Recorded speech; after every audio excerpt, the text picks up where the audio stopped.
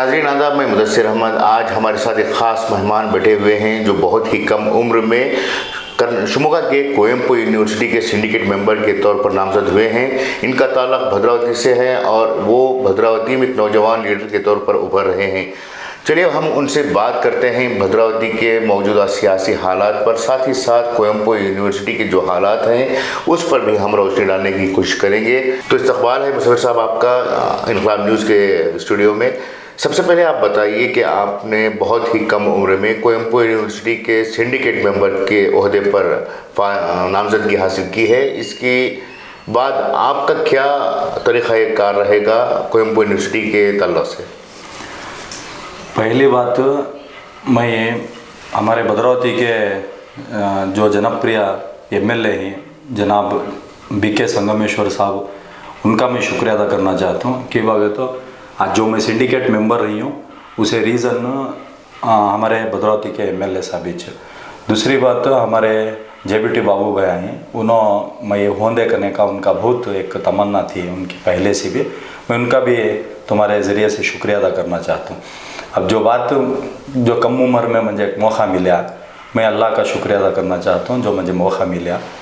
मैं ये syndicate member हुई हूँ कोयम्बटूर यूनिवर्सिटी को, एक बहुत बड़ी जिम्मेदारी, ये जिम्मेदारी को निभाने के लिए मैं पूरी कोशिश करता हूँ। जो वहाँ के हालात आती हैं, जो एडमिनिस्ट्रेशन के हालात आती हैं, जो एग्ज़ामिनेशन के आती हैं, जो अवाम को लेकर आती हैं, वो सिलसिले में जो कुछ भी मेरे से हो सकता लीगली कानूनात्मक जो हो सकता, मैं 100% वो करने के लिए मैं तैयार हूँ। मैं अकेला नहीं, मेरे साथ और भी मेरे साथ यहाँ जो सिंडिकेट मेंबर हैं उनको सबका भी साथ लेकर मैं करने के लिए तैयार हूँ।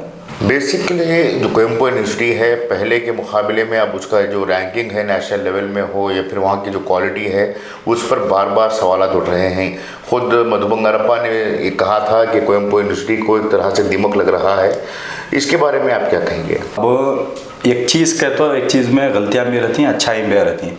अब जब अच्छाई दिखने लगती है तो गलती छुपती है, लेकिन जब गलती ज़्यादा दिखने लगती है तो अच्छाइयाँ छुपती हैं। ऐसा मौका हमारी यूनिवर्सिटी को होकर था, लेकिन इंशाल्लाह जो अब हमें अब आको ही हमें 100% हमारा कोशिश रहता है यूनिवर्सिटी को और टॉप 5 में लाने के लिए। जो कुछ भी हमारी टीम है, हमारा एडमिनिस्ट्रेशन स्टाफ है, वाइस चांसलर है, रजिस्टर इवैल्यूएशन है, रजिस्टर एडमिनिस्ट्रेशन है, इनको सबको भी साथ लेकर जो कुछ भी हो सकता लीगली, जो अवाम के लिए, स्टूडेंट्स के लिए और सबके लिए भला होने का हर काम भी हमें इंशाल्लाह और यूनिवर्सिटी को पहले का जो नाम देने का है वो काम इंशाल्लाह ज़रूर करते हैं।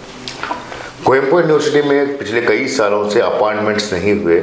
इस सिलसिले में अभी गुज़िश्ता 2-3 मेरे ख्याल से 2-3 मीटिंग्स हुए हैं यूनिवर्सिटी में, तो क्या अपॉइंटमेंट्स के ताल्लुक़ से कोई फ़ैसला लिया गया है? नहीं, वैसा क्या भी फैसले की बात आती नहीं कि वह कहते हो वो लीगली एस्पेक्ट्स में आता। अपॉइंटमेंट्स की बात वो हमारे पावर्स में आती है नहीं आती, हम ना अभी होता ये नहीं, मैं जानकारी ले को इसके बारे में मैं ऐड करना चाहता हूँ जी। कोयम्बटूर यूनिवर्सिटी में जो बेशतर जो लेक्चरर्स हैं वो गेस्ट लेक्चरर्स हैं, उनके बहुत सारे मसाइल्स हैं। क्या इस पर सिंडिकेट की जानिब से कोई अहम फैसला लिया गया है? क्योंकि हाल ही में एक बात ये भी आई कि जो ग्रेजुएट्स के गेस्ट लेक्चरर्स हैं उनका नेट या स्लेट एग्ज़ाम में क्वालिफाई होना ज़रूरी है, तो इसके लिए क्या कुछ आप लोग पेशरफ कर रहे हैं? देखो, हमारे एमएलए होंगे, हमारे लीडर्स होंगे, हमें कभी है ना गरीबां के फेवर में रहती सो। अब रही बात तो गेस्ट लेक्चरर्स की, गेस्ट लेक्चरर्स का बेसिक क्वालिफिकेशन है PA हो करना या पोस्ट ग्रेजुएशन हो करना वो सब्जेक्ट्स में, और नेट हो करना, नेशनल एलिजिबिलिटी टेस्ट हो करना, स्लेट हो करना, Karnataka state level eligibility test, ये 2 में एक हो करना। इनकेस ये 2 भी नहीं रहा, PhD तो कंपलसरी हो करना अगर को बोल को कोलेगेटिव डिपार्टमेंट और UGC गाइड लेनी चाहिए। अब हमें कानून का अब हम ना भी आस है, कौन MA कर को रहती हैं, कौन MSc कर को रहती हैं, उनको भी हमें मौका देना कर को। लेकिन रही बात कानून की आती है, जब बात कानून की आती है, रूल्स की आती है, हमें रूल्स को तो नेगोशिएट करने आता नहीं, जो रूल्स है उसे फॉलो कर कुछ करना पड़ता। अब गेस्ट फैकल्टी की जो ज़रूरत है उन्होंने हमारे तक जब सुनी, हमें उनको 100% उनका है ना साथ दी। अब इसके बाद भी गेस्ट फैकल्टीज कर को नहीं डी ग्रुप है यूनिवर्सिटी के जो भी है उनको हमारे तक आको हमने इन्फॉर्मेशन दिया तो 100% हमारा जो लीगली जो कानूनत में जो है ज़रूरत करने का वो 100% करते हैं। जी, हम बात कर रहे हैं भद्रावती की जो पॉलिटिकल सिचुएशंस है वहाँ पर के आप एमएलए का आपने शुक्रिया अदा किया, लेकिन बहुत सारे लोग ये कह रहे हैं कि एमएलए हमारे मुसलमानों से वोट लेकर जीतते हैं लेकिन बाद में मुसलमानों के करीब में नहीं आते, उनके काम भी नहीं करते। कहाँ तक सही है? अब ये बात को मैं कम्प्लीटली डिनाई करता हूँ, एक बात को मैं एक्सेप्ट करता नहीं कि तो जनाब बीके संगमेश्वर साहब होंगे उनकी पूरी फैमिली होंगे मुसलमान का जो भी मसला आंदे उन्होंने 100% काम कर को दी, उसे पूरा हमारा गौंच सा यह है एग्जाम्पल है। रही बात मुसलमान को मौका देते नहीं करने का, अब मैं भी मुसलमान इश्ना म्हणजे 20-15 साल की उम्र में मौका दी, एक अच्छा मौका दी, म्हणजे आप ही बोले एक सिंडिकेट मेंबर का तो अच्छा मौका कर को। अब मैं ये मुसलमान म्हणजे मौका दी, नॉमिनेट काउंसलर में मौका दी, हर एक कमेटी में मौका दी, हर जगह भी मौका दी। वैसी बात हम ना तो लगता नहीं कोई भी मुसलमान लीडर्स को कि एमएलए साहब हम ना है ना नेगोशिएट करेंगे को लगता नहीं। हमें उनको आखिरी जब तक भी हमें सियासत में रहते हैं उनको है ना हमें शुक्रिया अदा करना चाहते हैं, ये बात में क्या भी है नहीं। आपके कहने के मुताबिक एमएलए संगमेश जो हैं मुसलसल मुसलमानों के साथ काम करने वालों में से हैं। अब जो इलेक्शन हुए, इलेक्शन के बाद सिवाय आपको या फिर 1-2 अफराद को जो पोस्ट देने के हैं उन मसाइल को छोड़कर और दूसरे जो वहाँ के लॉ एंड ऑर्डर के मामले हैं उनमें उन्होंने कभी भी सीरियसनेस ना दिखाते हुए माइनॉरिटीज़ को प्रोटेक्शन नहीं किया, ये भी एक इल्ज़ाम है। यह बात झूठ। मुसलमान भद्रावती में प्रोटेक्शन में 600 लीगली सही 600 उसका पूरा क्रेडिट हमारे एमएलए सब कुछ जाता सो उन्होंने सब समाज को भी ले जाना, एक समाज के एमएलए न में उन्होंने हर एक समाज को भी उन्होंने एमएलए, पूरे भद्रावती विधानसभा क्षेत्र को उन्होंने एमएलए। वैसे ये सभी बात हम ना तो आई नहीं आज तक, ये बात को मैं एक्सेप्ट नहीं करना चाहता। जी, अब आपने जो पॉलिटिकल लेवल में पहला कदम जो है कामयाबी के सिंडिकेट मेंबर के तौर पर रखा है, आने वाले दिनों में आपके क्या एम्स हैं, क्या इंटेंशंस हैं, किस तरह से आप अपनी लीडरशिप को डेवलप करना किस तरह से चाहते हैं?